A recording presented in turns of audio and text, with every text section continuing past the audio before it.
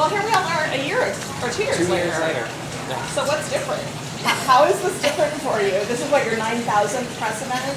Yes, less nerve-wracking. Still very nerve-wracking, but not quite as much as 2 years ago when we weren't sure who was going to be selected.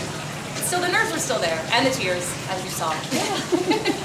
We tried. We made a promise to each other that we were going to try to hold it together as best we could, but you know, no matter how wise we thought we had become in these past 2 years, it wasn't enough to just kind of stem those waters. What is your best advice to the infant? Good question. And you may have different advice. I'll let you do that separately. We do. I would say take it all in. Absolutely. From this moment on, or rather 15 minutes ago when they were selected, their lives have changed for the next 2 years dramatically, and they're going to be partaking in a lot of really exciting events and meeting a lot of people, cast members, guests, people in the community. So really to take it all in, because if you're not present in the moment, you may forget some of those really amazing opportunities. So I would say take it all in. And my advice is really to just jump in, feet first, into the deep end, start swimming, grab the experience and run with it, because it's going to go by so quickly, and at the end of 2 years, the last thing that you want to do is to think, I wish I had put a little bit more into it. Just dive in. So you've got 2 months more, is that correct? What is the feeling now, kind of as you're moving forward and you're looking forward to the next 2 months and then beyond that, where are you guys at? Bittersweet. Bittersweet is the word. It's very sad, of course, to come to the end of such an amazing experience for the last 2 years. But we're excited for whatever new adventure comes along. We're excited to train the new team and get them set up for success. So there's a lot of emotions.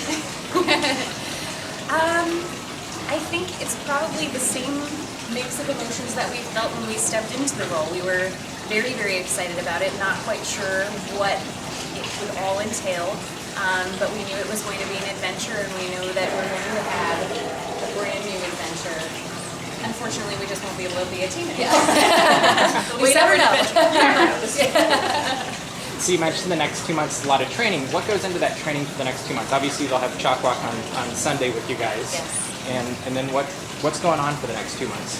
So it's a lot of, they do that global training, which I mentioned at the ceremony. So all the ambassadors from around the world will come here the second week of November and train here for about 5 days. They'll head to Florida and train there and get to meet with each other and bond. And then it's really just getting to know their resort, getting to know our resort leaders, getting to know their cast members, learning more about their role specifically. They'll shadow us on a lot of our events. We'll show them around. They'll basically follow us around for the next 2 months and kind of get an idea of who they'll be working with and what sort of events that they'll be doing specifically on a semi-regular basis. I'm curious, where did you see yourself when you were in kindergarten and first grade? Because I'm a kindergarten teacher, Okay. So if you could go back in time and speak to your kindergarten and first grade self, what would you tell yourselves then? What would you tell the new students coming up in life? I would say all of those ideas that you have in your head, even if you think that they're not related at all, if you think that they're all aspects of very different jobs, you can find them in one job, and you'll find it in a job at Disney. That's funny that you say that. I have a journal from, I want to say it was first grade, and it was, what do you want to be when you grow up? And I listed actor, dancer, singer, doctor, nurse, teacher, and maybe a couple other things.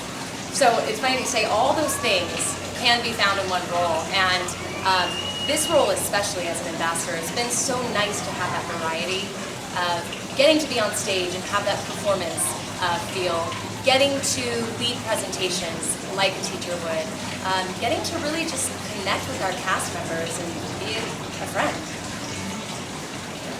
Thank you. What was the most surprising thing that happened over the course of the last 2 years? I'm sure there was expectations you had, and then things that you just didn't realize were going to be a part of the job, whatever. What really was that think that this is true of anything, any project in Disney. When any film is released, when any new attraction opens, when any immersive experience is launched, there's a certain goal that those designers had in mind for that project and the effect that it would have on people.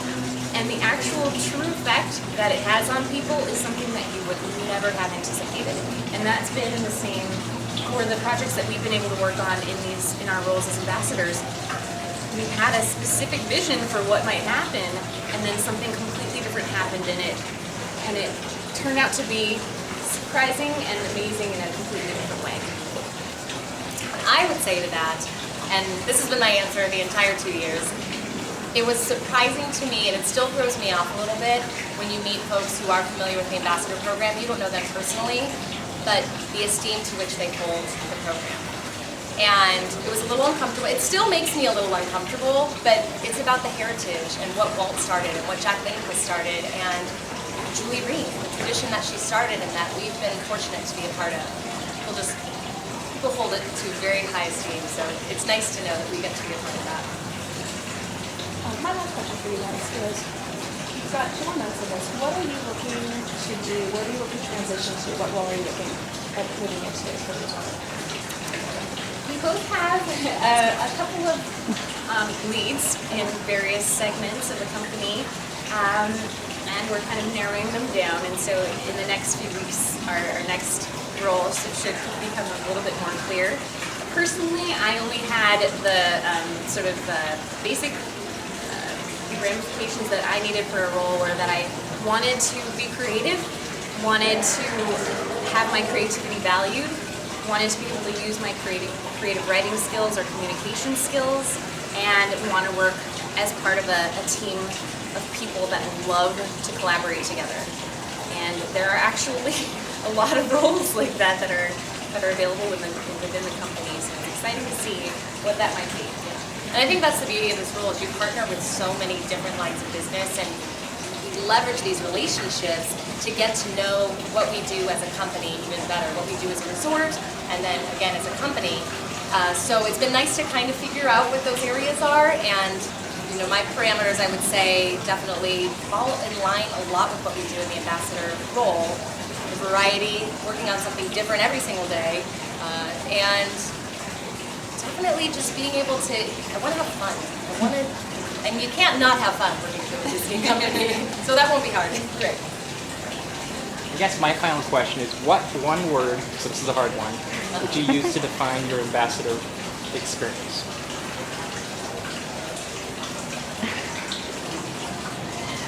I knew it was going to be hard, I'm sorry. A lot to mind.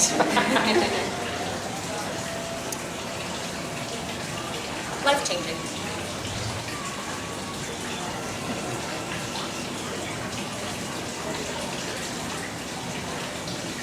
Moving. Thank you.